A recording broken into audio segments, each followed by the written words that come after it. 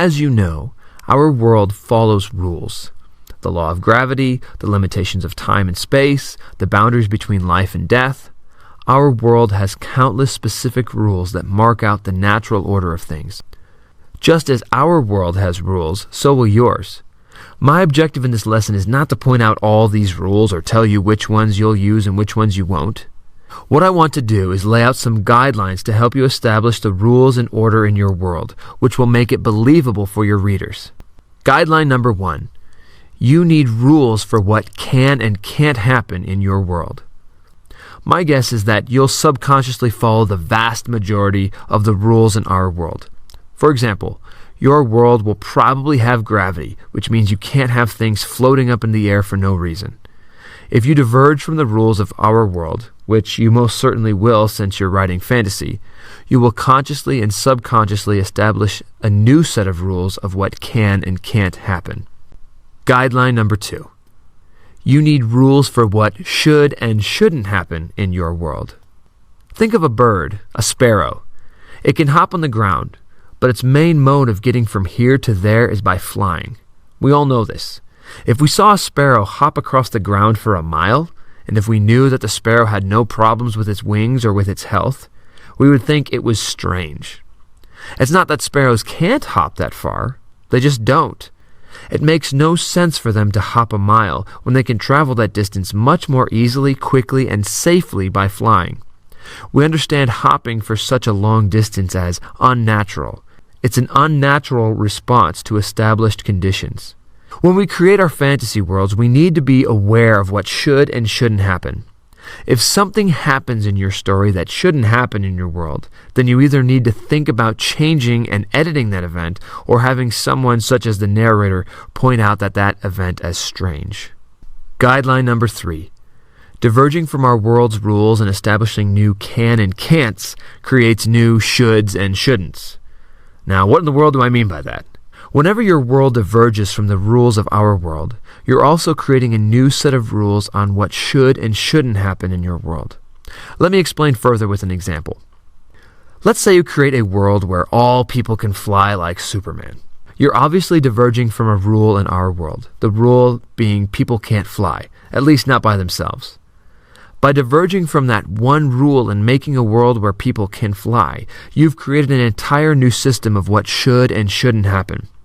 For example, in this world where people can fly, you shouldn't have people riding horses, at least not as a major form of transportation. Why would they travel by horse when they could fly?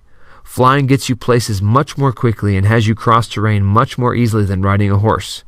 And if flying is easier, then why would you go to the trouble of owning and caring for a horse? This doesn't make sense and would therefore make the world less believable. So when you're creating a world, you need to be aware of how your new system of what can and can't happen affects what should and shouldn't happen. Guideline number 4. You need reasonable explanations to unreal situations.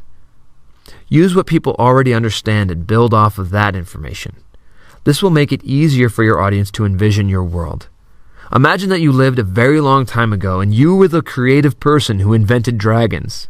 Before you, people didn't know what dragons were, so out of your imagination you create this huge lizard or reptile, and you give it the ability to breathe fire and give it impenetrable scales. And if this isn't fearsome enough, you want to make it more terrible. You want it to be able to move more quickly and freely than we mere mortals can. You want it to make it fly so that it's above us and so that it can sweep down on villages. But how do you give the dragon the ability to fly? In order for this huge, heavy lizard to get off the ground, you need to provide an explanation that people understand.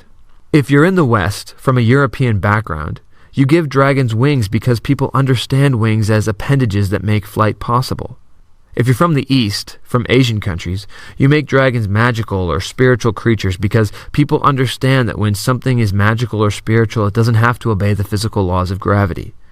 These are examples of how cultures used what people understood to create believable creatures in their myths. Now let's say we didn't follow this guideline. Let's say we gave unreasonable explanations for why dragons could fly. Instead of giving them the ability to fly through the use of wings, our explanation for dragon's flight was that it ate a lot of broccoli. Not magical broccoli, just regular broccoli. Now this doesn't make sense. Or let's say we give dragons wings but make the wings really small. This may work in cartoons where things don't have to be real or believable, but it doesn't work when you're trying to make a believable world. Your readers can accept that dragons are unreal creatures that can do things differently than the creatures of our world. But the audience will only accept these differences if they are reasonable and understandable. Little wings and normal broccoli giving dragons the ability to fly goes too far. These explanations are cartoonish and diminish the believability of your world.